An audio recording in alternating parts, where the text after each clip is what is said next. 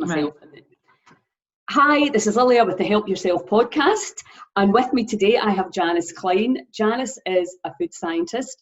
We were introduced last week by, well, we've almost crossed paths before, but we have a mutual friend, Angela Trainer, who was raving about all your skills and your knowledge, and I thought you sound very much like my friend Claire, and I absolutely have to chat to you because I am so buzzed and excited about, I know that you grow your own food, you ferment your own food, you know the science, you understand why we're doing it. So thank you so much, Janice, for coming on Help Yourself. How are you? Oh, I'm very well, thank you. Thanks so much for inviting me on, Lilia. That's my absolute favourite thing, is to talk about how we can improve our health through eating the most delicious food. So I love the opportunity to just get out to more people the importance of, you actually are. And the saying is not anymore, you are what you eat. And then it used to be you are what you absorb. Now it is you are what you host. So you are your gut microbes. So that's my new saying. That's the one I like. You are what you host. Absolutely. And are you familiar with Zach Bush? He's the new love of my life. And he talks about the microbiome, the biome of the planet is the soil. And, if we're not looking after our soil, we can't possibly look after our own internal soil, which is our gut biome. So we will dive right into that, because I think unless you've been living under a rock somewhere, if you've not heard about the gut biome and the incredible importance of the gut biome for even actually causing cravings, for affecting depression and anxiety, for affecting everything, let's face it, the body is a living organism, and we really have had a very false view of it. Would you agree with that in the past? Yeah, absolutely. And it used to be that the gut was largely thought of as just like your colon is just, food goes in one end and it comes out the other end, and that was all there is to it. But now we've discovered that there are trillions of microbes living in our gut. It is like the control center of our body. Everything comes from the gut. Everything is controlled by the gut, as you said, even cravings. And it used to be thought it was your brain telling your gut what to do. It's the other way around. Is your gut is sending messages to your brain telling you what to eat. And again, with the gut, it's such an absolutely fascinating topic. I mean, I've got a science background. I've been researching microbiome and fermented foods since about 2011. So I am literally obsessed by the whole thing. And it's just the most important thing for your health. It's now classed as an organ on its own, the gut microbiome, and every other day there's some other article to say, oh, the gut controls this, it's important in depression, for chronic disease, for your immunity, everything. 80% of your immune system is in your gut. Your gut is controlled by all these amazing wee microbes, and as you said about soil, that's how I liken it as well. My first degree is agricultural chemistry with pure chemistry, so I do know a lot about soil, and you are absolutely right that we have to look at our own, gut as our own piece of internal ecosystem. We need to have diversity. You don't want to just have like a monocrop. If you just have one, or two types of microbes, that's classed as dysbiosis. So it just means that your body doesn't work as effectively as it could work. And the sad thing is, so many people now with chronic disease or getting older just think, oh, well, that's as good as I'm going to feel. And that's not the case at all. Absolutely not. Absolutely. I think the one thing, I run retreats, and the thing that blows me away every single year, although I know it, is what you can achieve in 1 week. How the body responds to the things that we absolutely know work. And that is one of the things at Heal Scotland. What we want in the future is that at the health visit, that they would say, well, here's what we can do for you, and here's what you can do for yourself. That I want to, you were talking there about, I think food is a subject that we all love to talk about because we all love to eat. And maybe a conception that healthy food, back in the day was like a bit of iceberg lettuce and a slice of tomato. Nothing could really be further from the truth now. Now you, I know, are big into fermenting, like my friend Claire, and I do a little bit of that, but I'm absolutely in the process of making sauerkraut, and I actually saw you posted that the other day. A YouTube video, I'll share that.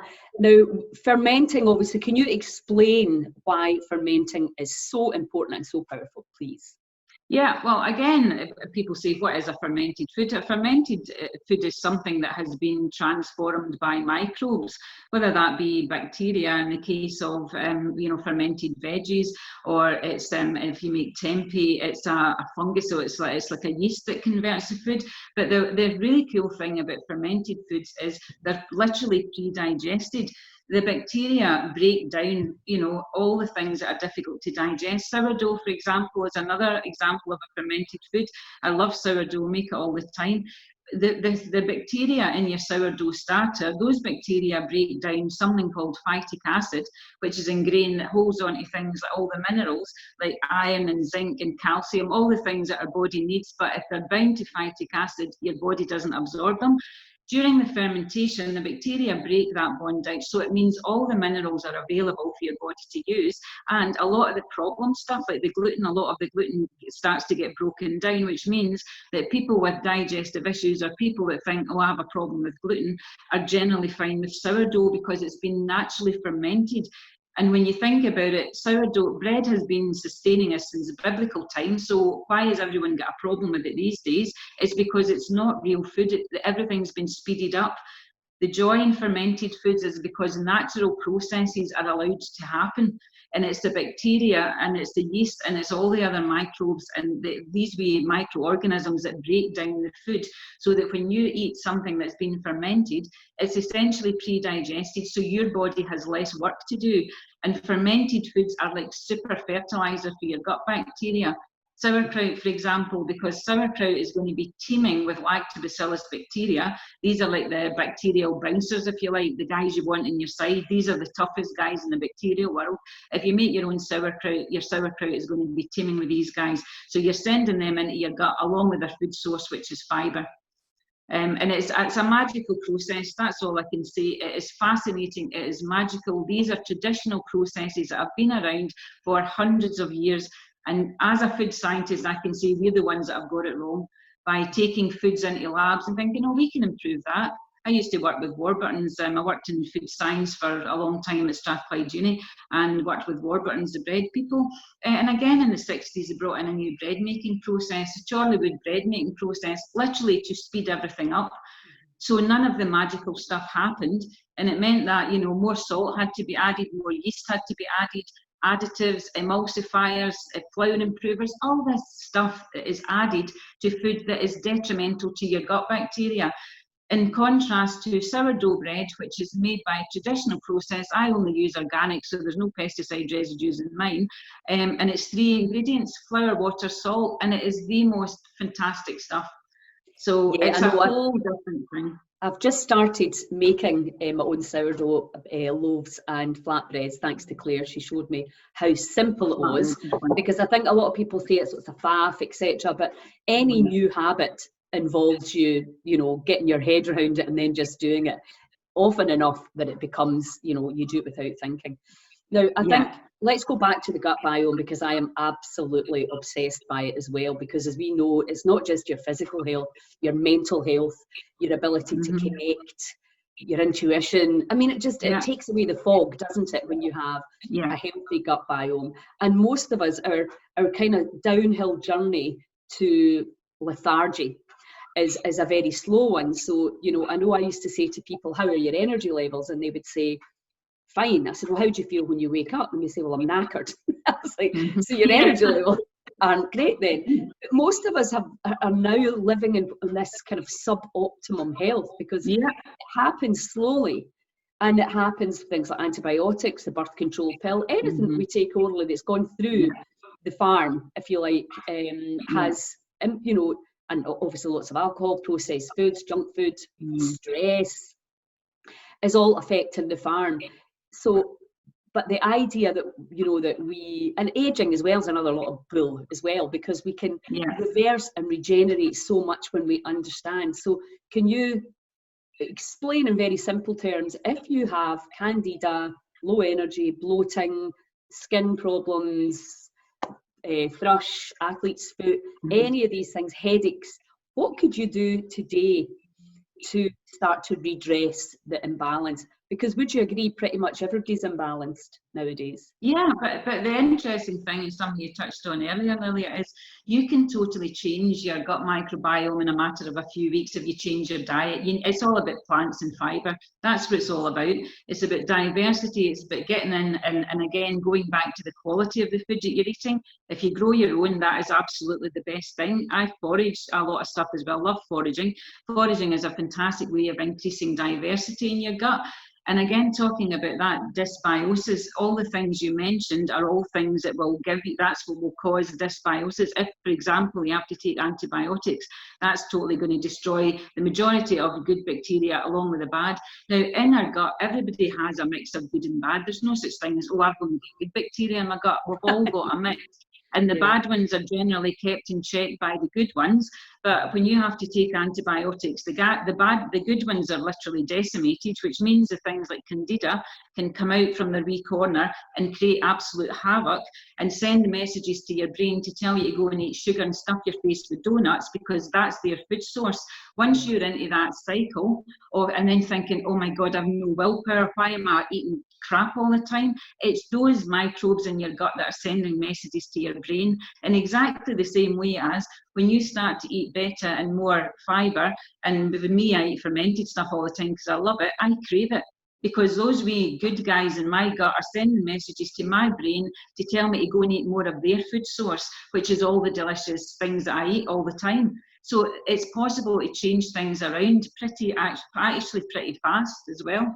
Now that is hugely, hugely powerful information that I truly believe most people don't understand. So I want to go back over it again. When you are craving, or if you're obese, or if you've got health issues, autoimmune problems, your gut biome, the little things in there are telling you what they want to eat. Yeah. So that's where your cravings is. You beautifully put it, stuffing your face with donuts. Yeah, that is not because we're weak, we're stupid. No. We are literally having a craving because these little animals are like that. Feed me, feed me, feed me. Yeah. It's not because you're stupid. It's not because of there could be lots of other reasons, but we really need to understand this is the level of importance for you. If you're craving and you're out of control, it is probably your gut biome.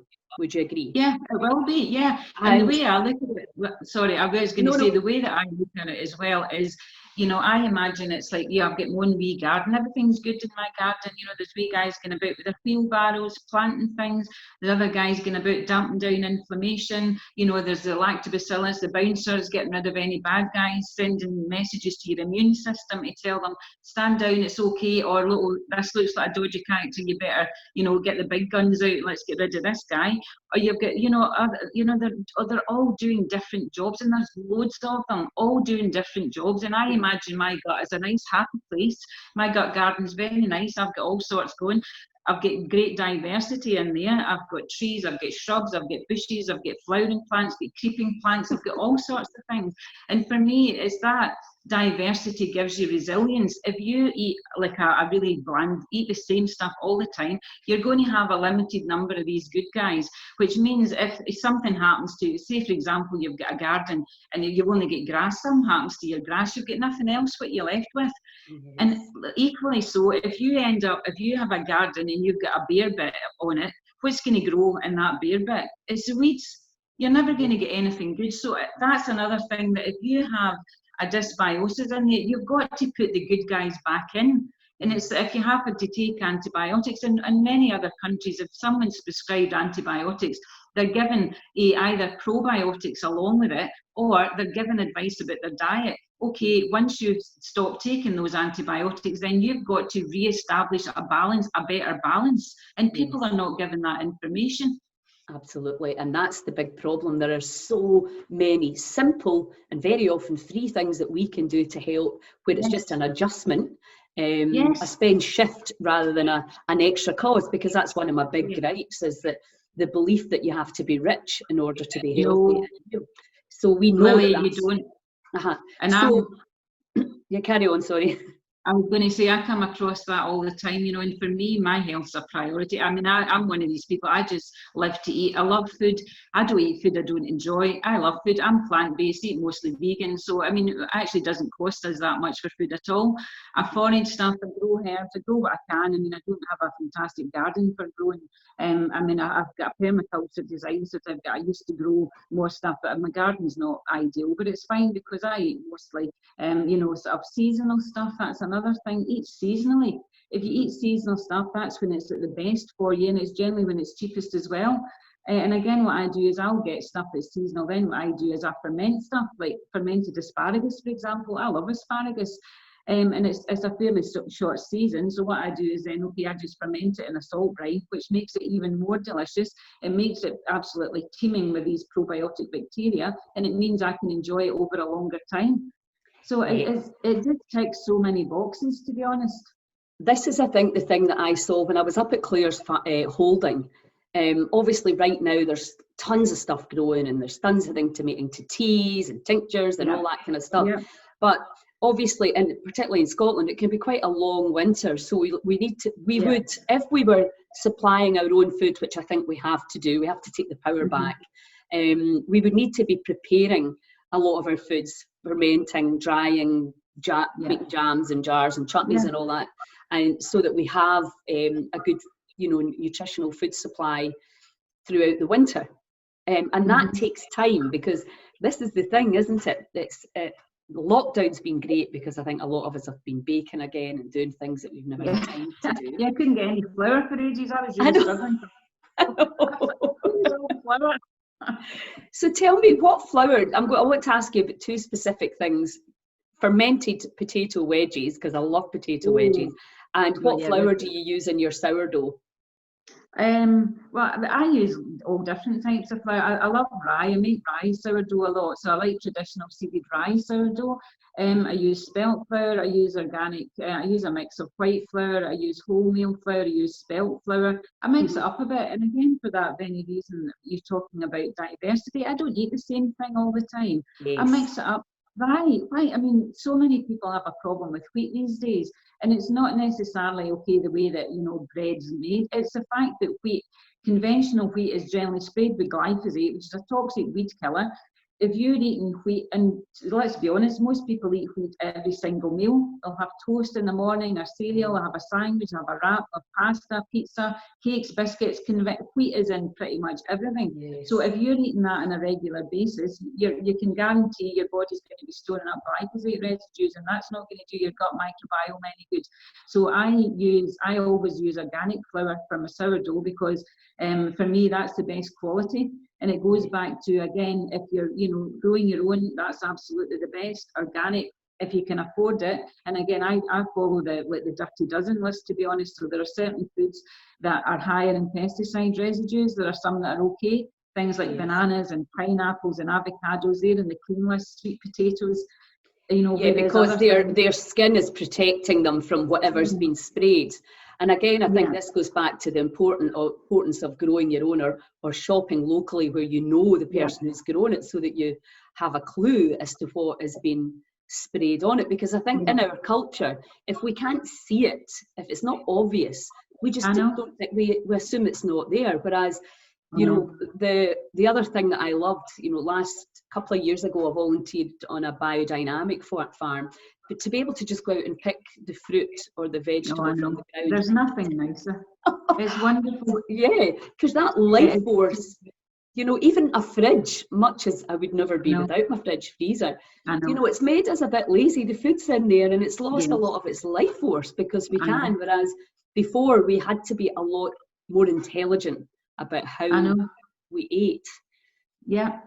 Again, going back to what you said, Lily, about, if we want to be self-sufficient, we need to find ways to preserve our harvest. And it just so happens that fermenting, I mean, it's the traditional way to preserve, and it's what people used to do like years ago, before anybody had fridges, supermarkets weren't a thing. People used to grow their own stuff, and if it was cabbages, then they would need to then do something to preserve those foods that would see them through the winter. Yeah. And the really cool thing about when you ferment something is you end up with something better than you started with. Yes. You can take food and you can freeze it, and you won't lose much, but you won't gain anything. If you Yes. ferment something, like take a cabbage, for example, cabbages are good as they are, that's a good food. Cabbages have got vitamin C, they've got fibre, they've got all sorts of cool stuff, but you ferment them in salt for, you know, a few months or 6 weeks, whatever, their vitamin C content shoots up by a huge amount. Things get broken down, everything becomes more bioavailable, plus you've got tons of these probiotic lactobacillus bacteria. So, and again, if you look at what do we do to preserve things? We'll either pasteurize everything, so heat everything to 100 degrees, so you've killed off anything that's alive, is gone. So any live enzymes, any live bacteria, all gone. And then what we usually do is add in some chemicals for good measure. So we end up with some that's preserved. So we end up with some that's good, we preserve it, and end up with something that's worse than we started with. But if you use traditional methods, you'll end up with something that is actually classed as an absolute superfood because it's got so much good stuff. It's pre-digested, it's full of live bacteria, and it tastes amazing as well. It will really get your taste buds going, and then you'll start to crave it. Because once those wee guys get into your gut, they're sending messages to your brain to say, can you send us more of that stuff, please? Yes. And that's the thing that, you know, we know now that all the neurotransmitters in the gut are actually telling the brain what to do, not the other way around. And we've always tried, anybody who's tried to diet or eat healthily or heal themselves, it's always that fight, isn't it? I want this, the cravings versus the intellect. And now we're understanding. Even Zach Bush was talking about cancer, like the bacteria in a breast that has a lump is damaged compared to the healthy breast. So, I mean, I think it's super exciting information as to how we're going to be able to rebalance and heal, and hopefully in the future move away from really toxic, harmful treatments. And the other thing I wanted to talk to you about before I move on is I watched an article or YouTube or something about identical twins who one was failing. They were getting the same food as you would expect, but one was failing, and it came down to their gut biome. Now, I found that really interesting, I think, because you think, well, they're identical. But I think it goes back to this idea that, you know, one size fits all in terms of food. And we know that's not true. And what tends to happen is people are trying to sell you their book, their way, of what they did, which is fine and it's helpful. But I think the other thing is we need to expand, and I think that diversity thing that you just talked about is really critical, because what people will often say is, well, I don't just want juice every day. And it's like, well, you're quite happy to eat toast every day. So the diversity, there's a difference between eating the same and true diversity. So I always say to people, you need to journal, because I don't know about you, because people just lie about what they eat or they're deluded. I know. Do you know, that's actually a really important point. And again, going back to that word balance, that is, you need to find your own balance. And again, as we've said, I don't fit into anybody's vegan. I don't promote one thing over. Okay, I eat loads of plants. That's my advice to anybody. Eat plant-based, eat real food. Right? If you want to eat meat, don't eat crap meat from the supermarket. I've breasted wee chicken. I know about the state that chickens are kept in. The way that we produce food these days is just wrong. It's wrong on every level, and it's causing us chronic disease on a massive scale. And again, as I say, for me, it's that balance thing. You can always change the balance, and you have to. We have something called our gut intuition. If people use that, we would actually be a lot healthier. But people don't. They don't listen to themselves anymore. They're always wanting someone else to tell them what is right for me. And even as I say, with what I do, I mean, I'm incredibly fortunate. I don't have any health issues, you know, and I'm okay. I did have sensitive skin at one point, but I discovered what it was myself. I thought, well, if my body is showing me symptoms, if something's wrong, my body's trying to get my attention. And again, if we would pay more attention to that, instead of thinking, oh, I'm just getting old, oh, I've got aches and pains, oh, this doesn't feel right. If your body's trying to get your attention, then listen. and think, what can I do? Can I maybe reduce my stress levels? Can I maybe start to eat a bit better? Can I maybe stop drinking as much alcohol? And you have to look at it as that balance, and it's not the same for everyone. And that's the thing, it's like a jigsaw. You get your own bits of the jigsaw, but nutrition is right in the middle. It's one of the most important things, because Absolutely. what you eat creates your cells, it creates the quality of your blood, and it feeds your gut microbes. So if you have a crap diet, you can guarantee your gut is going to be full of junk food loving bacteria that will be creating absolute havoc in your gut, and they will not be doing anything to help you at all.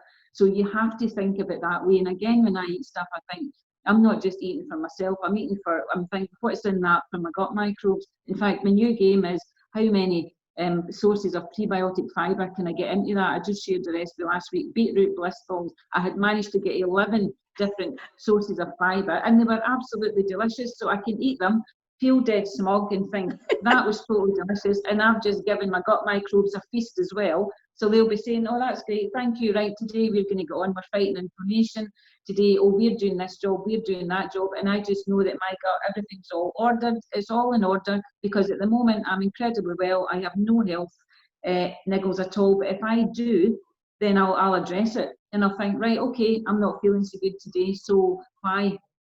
Absolutely. And what can I do to redress the balance? Absolutely, and it's exactly that. You know, where I live in the west coast of Scotland, there's been a few of our young men, and I say young, you know, maybe late 40s, early 50s, who've just died of a heart attack suddenly. And then you discover that they previously had high blood pressure. And again, that's the whole thing where you're like, oh, if only. Now, we don't know, but again, it's the body communicating. And I think, again, it's the invisible, you know, where the language of the body is feelings, you know, and the body is talking to us all the time. That if nobody's ever taught us this stuff, the power of the biome, and even the fact that, in actual fact, we're not eating for us, we're eating for our biome. That's what I do. Yeah, and I think the diversity. When Claire made a salad for us last week, I said, what all was in that? And I said, write it in an email. There was 18 different things in there. That's the way to go. That's exactly. She's on the same page as me. That is exactly what to do. And it's not about eating loads of the same thing. It's about, it's just, and again, if Claire, I mean forages as well, as I said, that's one of the best ways of getting that extra diversity. And again, with nature, you can't get things all year round. Some things have a fairly short season, but they're incredibly good for you during that time. I mean, I grew up in Warsaw, and you know, when I was young, you only got salads in the summer. You got strawberries and raspberries in the summer. They grew in the Clyde Valley. You went and picked them yourself. And now you can get, you know, the same stuff all year round. Most of it tastes awful. It's forced on. It's wrapped in plastic. All sorts of chemicals. It's just not the same. It's madness, isn't it? It's madness. And again, as I say, we only have to look at the amount of chronic disease that we have, and it's all been related back to dysbiosis in the gut, and it's all caused by crap diet, people living really stressful lives, people not understanding and not connecting with themselves and understanding what is going on. We've been led to believe that going to the supermarket, you buy something in a packet that is like a food-like product. It's not real food. You go in, where is the health food aisle? It's not even a whole aisle. So it's like, what the heck is the rest of the stuff in the supermarket? It's rubbish. I know, and the crap stuff is cheap. And the real stuff is just like, what? And they've got the cheek to make it, oh, that's organic, as if there's something unusual about that. It drives me absolutely crazy. But years ago, Lilia, everything was organic, because I mean, when I grew up, you know, nobody, I mean, most people grew some of their own stuff. I grew up in Warsaw, but nobody had, you know, loads of money. Everybody had to eat seasonally, and nobody had the money to go and stock up a massive freezer full of stuff. Everyone supplemented the diet with some stuff that they grew in themselves. My mum used to just go up to the shops 2 or 3 times a week, and you go, okay, it was slightly more limited diet then, but at least it was real food and it was organic food. If you got meat, it was from animals that had actually had a life, that were actually out eating their natural food source, not and given antibiotics and all sorts of growth hormones and all sorts of crap. It's not the same on any level. I know, and to actually, I think that's the other thing. I mean, I think actually Scottish farming is way better than a lot of the US farming. I know they're not allowed to do a lot of things with the animals, and a lot of our animals do roam free and have a nice life. But the idea that you can keep a chicken in a cage and that at some level and force feed it so it gets fatter, and then and then you ingest that and it's not going to affect you negatively. It's just bonkers. Well, I'll tell you, I rescued ex-battery chickens for years, and I had 3 lots of them, and I cannot tell you how sad it was to go and get these wee chickens that were 18 months old. The ones that I'd rescued come from supposedly a free-range facility. All they'd done for the 18 months was lay eggs, and that was them at the end of their useful life. So they were either sent to slaughter for dog food or whatever, or I got them through the British Hen Welfare Trust, so went up to get them. And you have never seen chickens like this with hardly 2 feathers together, the nails all long. They'd never seen the light of day. The wee cock's combs were all thingied over. And when I got them home, I'll never forget it. We were all standing together crying. They were almost like they'd never had their feet on grass before, and they were kind of, going like this, and then realising, oh my God, I can actually open my wings. And is that in Scotland? That is in Scotland, Lily. I tell you that even free range means absolutely nothing. All that means is they can be in a massive big barn with a wee tiny door at the end. So in theory, they can get out the door if they want to. They don't. And the chickens that I got, and these were from supposedly free range. The only way I eat eggs is if I know where they've come from. They've come from a farm where they've been out and it's organic and they're actually eating a natural diet. Because within about 2 weeks, my wee chickens they are the nicest wee things. I love them. We called them pets with a purpose. They knew their names. They'd come running down the garden when you shouted. My chickens were out. They used to eat kale. At that time, they used to grow a lot of stuff. We used to think it was like help yourself, pick and mix. Never ate any of the weeds. They only ate like the good stuff. They like the kale and the spinach. I used to feed them with like oats. They get coconut oil. They get sweet corn. And their eggs were absolutely outstanding. They were out in the sunshine. They were scratching up. They used to come into the house. They were amazing. And their eggs were amazing because they were wee animals that were loved, that were fed the natural diet, that were allowed to live their life in a normal way. And and it just broke my heart when I saw the state that they were in. And people still think, oh, I'll just buy free range eggs, that's okay. I mean, even that the Happy Egg Company, that's a total con. The chickens are all out having a great time playing in climbing frames and enjoying themselves. No, they're not. They're all crammed into blooming barns with a tiny wee door at the end. So again, it's that misinformation that's out there. And here's the other interesting thing. When you look at a food, and again, okay, there's all the difference between organic and conventional. A lot of the time, it's not the macronutrients, it's not the big things, and that's the things that we'll generally measure and then say there's no difference. It's all the other stuff that makes the biggest difference to your gut bacteria and to your immunity. It's all the phytochemicals, it's all the things that organic food has in spades and the conventional stuff has none of. And so you look at it that way, and again, if you've got something that's grown in a way that it's supposed to, if you've got organic plants growing in a living soil, that soil is teeming with microorganisms, all sorts going on. The roots are absorbing all sorts of stuff. So you'll then have those plants that are going to have absolutely masses of good stuff. The other interesting thing is about organic in terms of plants. If you've got an organic plant, it has to have its own defense mechanism against pests.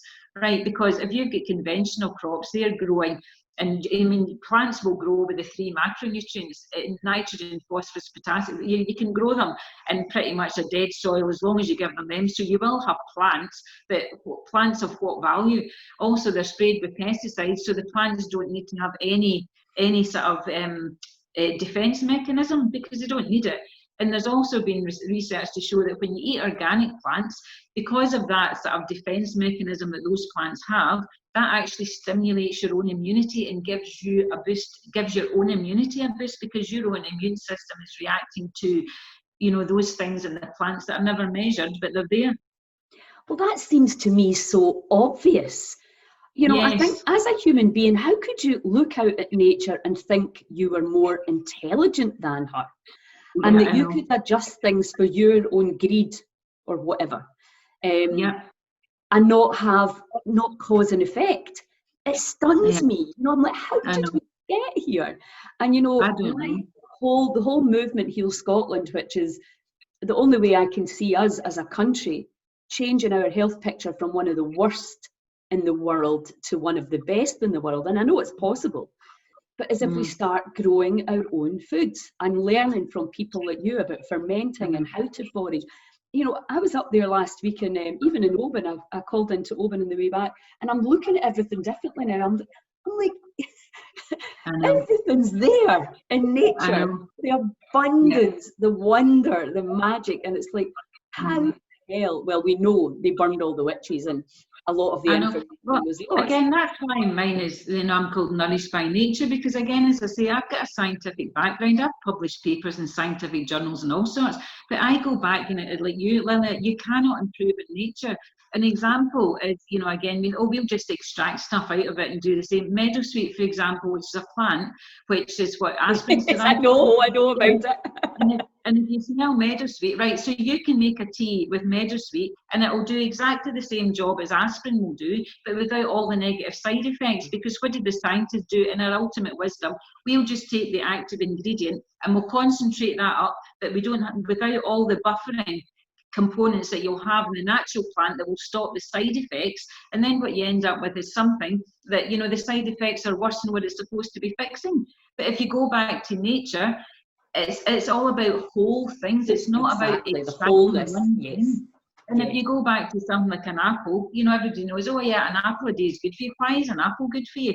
But you could say, well, it's because it's got vitamin C, it's because it's got pectin, it's because it's got that. So you could say, okay, well, what we'll do is, we'll just extract the vitamin C, we'll give people that, and that will work the same. No, it won't, because it's the whole thing that's important. And we don't know the ins and outs of all of that. And then you take the complexities of what's going on in our gut, and it's like, how could you possibly ever figure it all out? You can't. So you just have to follow rules. You eat real food, eat to feed your gut microbes, and listen to your body. If you've got niggles and and health problems, do something about it. But don't go rushing off to the doctor to get some drugs to mask the symptoms. My wee new thing is bugs, not drugs. If I've got I love it. I'm fixing it with my gut microbes, because they do all the same jobs that drugs do, but without any of the negative side effects. If you talk about inflammation, again, inflammation is at the root of every chronic disease. If you've got a good balance of microbes in your gut, they are continually fighting inflammation so that it doesn't ever get to that chronic level. Yes. If you don't have these guys, then okay, you can take drugs which will mask inflammation, but they're not solving anything, they're not changing anything, and they are causing side effects as well. Of course, absolutely. And the other thing that infuriates me, that we have in our land and our waters around us, some of the best superfoods in the world. I know you're into nettles as well. Nettles that we just no idea the power. But think of mackerel, trout, salmon, herring, all the shellfish. I mean, we used to collect a lot of shellfish when we were younger, and there definitely isn't nearly as much now, because I don't know what the hell's going on in the oceans. But cod, haddock out in the loch, in our rivers, salmon, brain food, full of omega-3. Outside your door were gooseberries and brambles and raspberries growing wild, rhubarb grew everywhere. We really didn't need to start frying Mars bars. There was absolutely no need. And so if we look at this whole COVID pandemic, whatever the rights and wrongs and truth about it are, the big thing is a lot of people are scared. They're scared because they don't trust their bodies. They don't trust their body that if it gets this flu, that it'll recover, or they don't trust that of their children. And I know there's people compromised, and I'm not making light of it. Some people want to, as we do with all our old folk, if you've got a bad cold or an infection, you stay away so that you don't pass something on. I think we're all smart enough to do that. But the big thing now is we need to become uncompromised. What are we doing? What, you're going to stay in your house for the rest of your life in case you catch something? We can't live like that. Do you know what, Lila? You're absolutely right. You've just said there. And again, I trust my own immunity to keep me well. That's why we have an immune system. Our immune system is there to fight off bacteria, viruses, all sorts of stuff. But you need to give your body the building blocks that it needs to be able to work effectively. And the whole reality is that with the whole COVID-19, the majority of people who have a decent immune system will be totally fine. Their body will fight it off.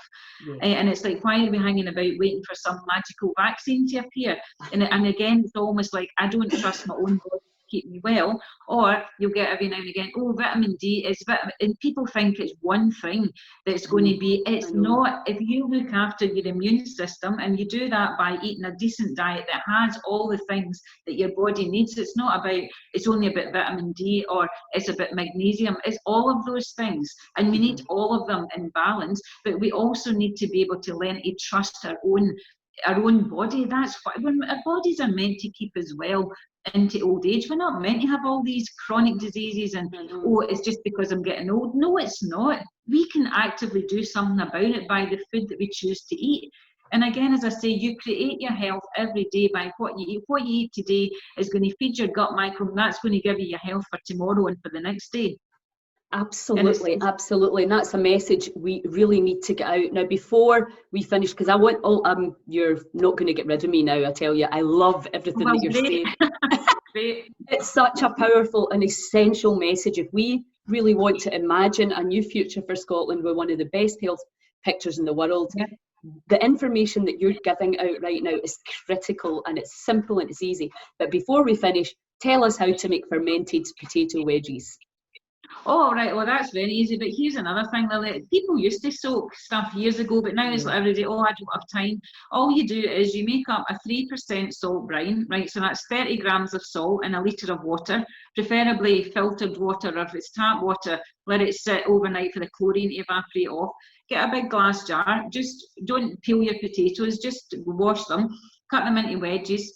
Put them into your glass jar, pour your 3% brine over the top. I put in a couple of smashed garlic cloves and a couple of bay leaves, because I've got loads of bay leaves in the garden. You can put some spices in or whatever you like. Then just shut the jar. And the brilliant thing is with potatoes, the wedges all sink to the bottom. The wee mantra when you're fermenting vegetables is under the brine and all is fine. You generally need to make sure that you're putting something to keep them all under. But the potato wedges just all sink to the bottom. What you do is leave them at room temperature, clip the lid shut, leave them at room temperature for 3 or 4 days, and you'll start to see some fermentation going on there. So what happens is all the sugars and the starch pretty much gets broken down, so they're much better for you.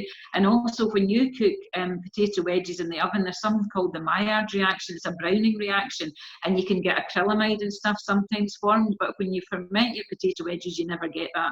So they're easier to eat, they're pre-digested, and okay, there's no live probiotics in them because you're going to cook them in the oven at high temperature. But what happened is during that fermentation, everything's getting broken down, so the bacteria are doing the work there, and then you just cook them and you eat them, knowing that that's easier for your body.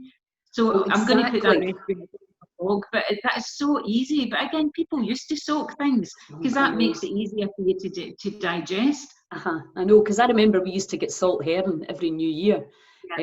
That's how you kept the fish. That's how you managed to have fish when it wasn't there. Yeah, exactly. No, I think you know the other thing about fermentation, I always say to people, you know, one of the most energy consuming things that you can do for the body is to eat. The body is using up to 80% of its daily energy to digest the food.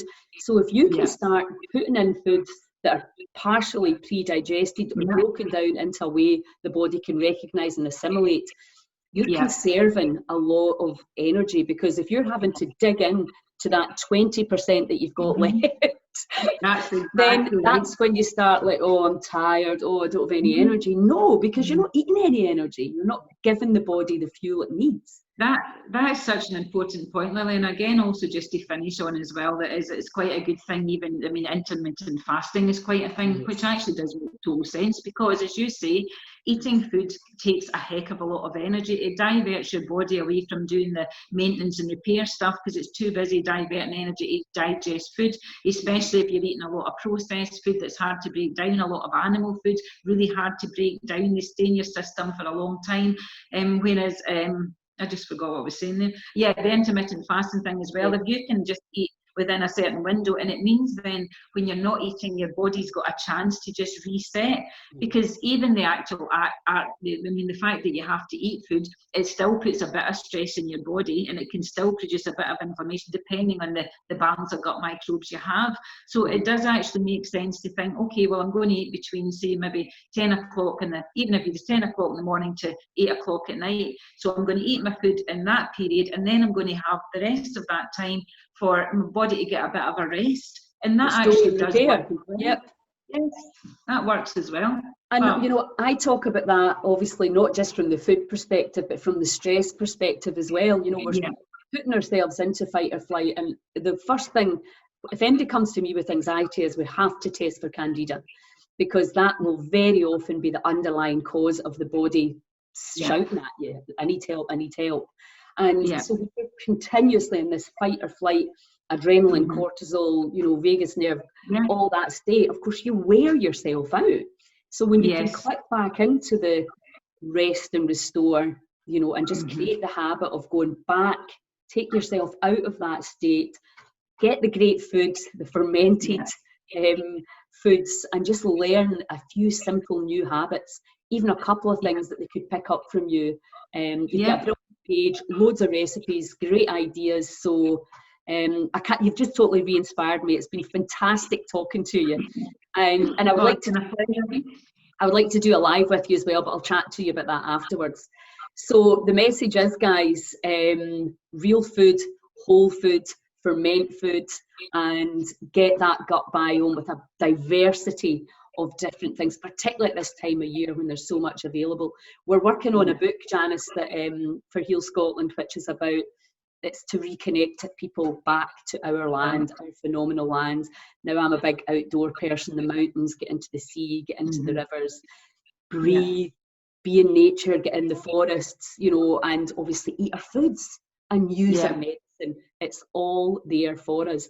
So I can't thank you enough. It's been fantastic chatting to you. And I'll definitely have you back, because I could keep you here.